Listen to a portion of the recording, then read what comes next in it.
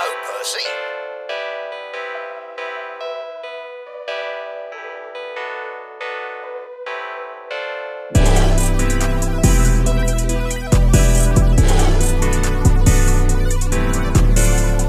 What's going on YouTube? It's your boy R.A.S, and today I'm back with the latest development in the Chainsaw Man manga. Let's just get straight into it.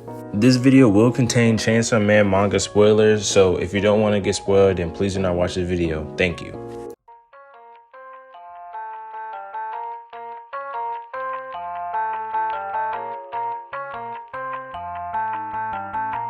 So, if we remember from chapter 148, these random civilians try and press Denji, calling him one of the fake Chainsaw Man, but Quan Chi steps in the way so they can get away. Denji, Fumiko, and Nayuta make a break for it. We cut to Asa and Yoshida. Yoshida tries to stop Asa using the octopus devil, but it's too late before Asa can turn her apartment into a weapon. But she ends up blowing herself off into another building, but as she jumps down, she laughs happy seeing the world remembers war as we get the sight of this destruction aftermath.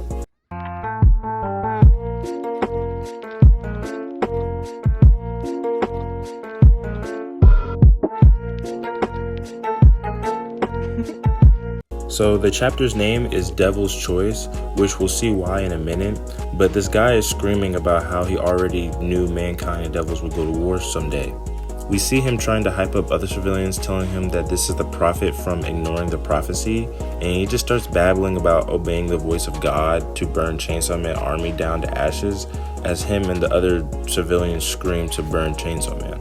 So then we cut to Fumiko, Nayuta, and Denji hiding behind the alleyway while this rampage is going on. And Fumiko's like, oh boy, like while we've been running, the outbreak escalated into something out of an apocalypse movie.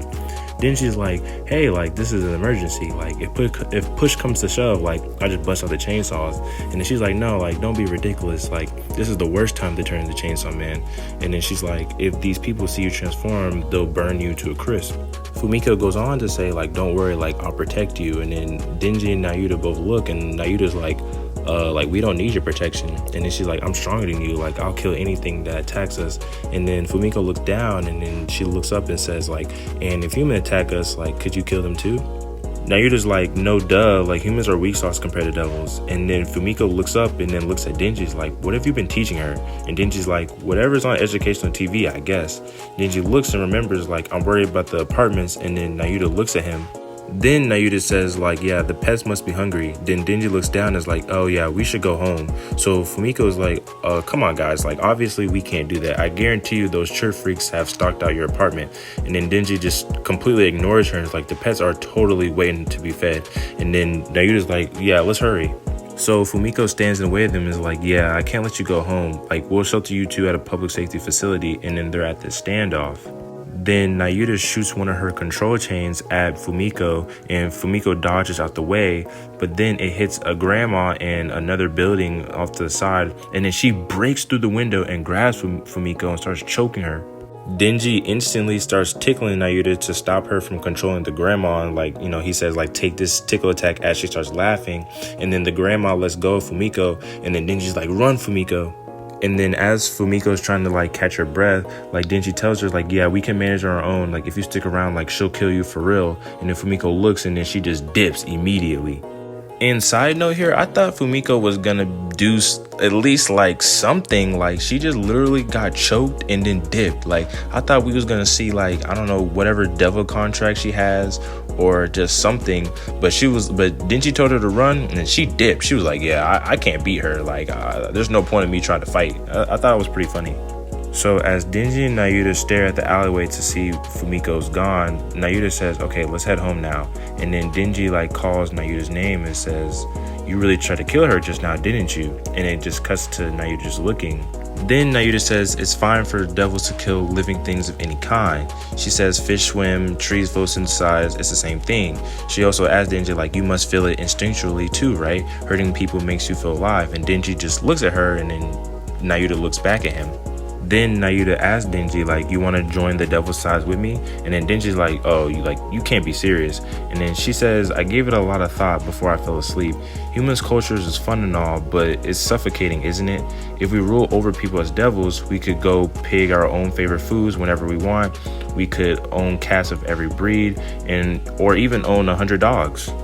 And I feel like as readers of Chainsaw Man, we never really think about like this other outcome. Like, you know, if Denji and Nayuta really just went to the devil sides, like, you know, is there really anything public safety could do? Like, you know, they got the control devil, which is one of the strongest devils, and then they got the chainsaw, the legendary chainsaw devil, which is one of the strongest devils too. So it's like, she's kind of right in a sense. Like, if they join the devil sides, like, there's nobody or nothing that can stop them, at least that we think, unless there's other devils. So Denji looks and just says, like, what about your friends at school? And then Nayuta's like, honestly, like, who cares if they die? You don't care either, right? Like, you're all I need. And then Denji like looks down, and then they both make like these weird faces, and he just remembers something. Nayuta like realizes like, oh, you just remembered Asa, didn't you? And then like Denji makes this like surprise face, and Nayuta's like, why is that loser so important to you? You risked your life to protect her the other day. And then she's like, I don't get it. And then Denji just looks. Denji then goes on to say like, cause we kissed. And then Nayuta's like, what? Like, that's it? And then Denji's like, I've kissed a bunch of times up until now, and it's always went horribly wrong. And then Denji goes on to say like, that kiss with Asa was the one time I didn't get hurt. And then Nayuta's like, do you like her? And then Denji looks like with this weird face. And then we get like this funny panel, and he's like, yeah, I like Asa this much. And then Nayuta's like, what about me? And then Denji's like, yeah, I like you this much. And then she has this weird grin, and then just goes up and hugs Denji. And then she's like, fine, I won't kill humans. Like, let's hurry home, mush.